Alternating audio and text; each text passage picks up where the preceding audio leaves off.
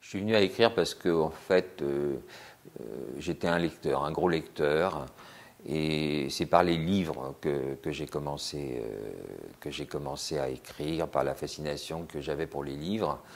Donc, comme je le disais précédemment, j'ai commencé par des poètes français, et puis après, à l'âge de 13 ans, je suis tombé dans la série noire, qui était la vieille série noire, en partie cartonnée. Je crois qu'à cette époque-là, d'ailleurs, les souples commençaient.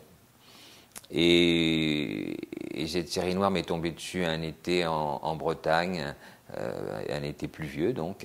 Et j'ai commencé à lire des gens qui étaient plutôt des seconds couteaux de la série noire de l'époque. Je pense au Farrell, à John D. MacDonald, Deakin, Steve Fisher, des gens comme ça. Et à cette époque-là, j'ai donc découvert deux choses. D'une part, un monde dont j'ignorais tout, qui était un monde de la violence et de la rédemption aussi, puisqu'on était aux États-Unis. Et parallèlement à ça, l'Amérique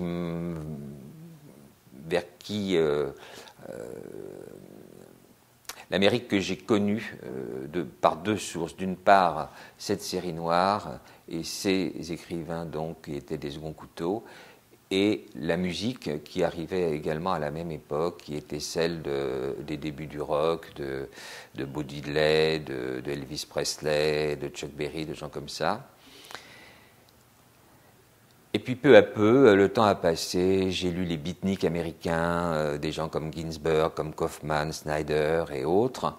Et quand je me suis décidé à écrire, c'était avant de partir au service militaire, je devais avoir 19 ans.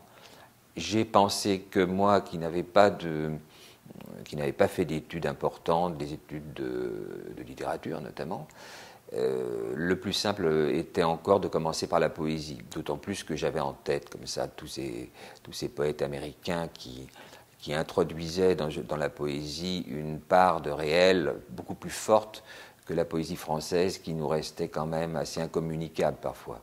Donc, je me suis mis à écrire de la poésie. Et puis je suis parti au service militaire. Voilà comment ça a commencé.